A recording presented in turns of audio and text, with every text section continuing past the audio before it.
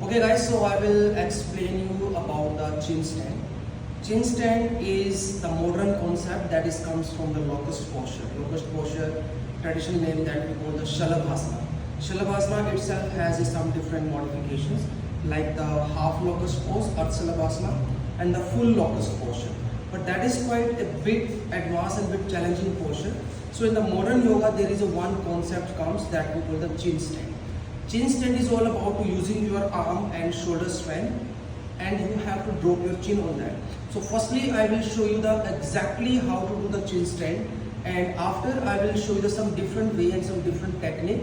The student have the strength, but they don't have that confidence to achieve the chin stand. So by that technique, they will able to do the chin stand. So the major thing is firstly you have to open your arms a little wider than your shoulder level. Second step is you have to drop your chin a bit ahead from your both arms. How? You have to drop your chin on a little ahead, but remember, do not put the chin with this way. You have to little tuck the chin so that you can be safer from your throat side. So you have to tuck the chin in this way. Someone they have the sensitive chin, so maybe they can put some cloth or they can put some towel under their chin.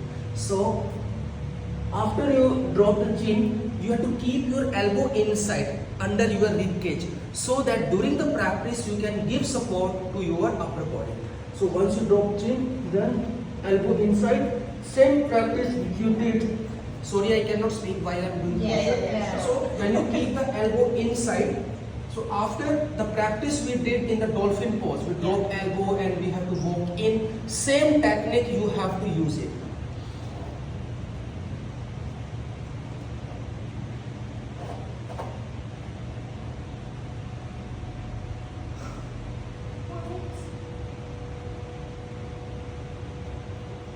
So same way we did in the scorpion, same way you have to lift one leg and with the another leg you have to take a support. Thank you very much, first part.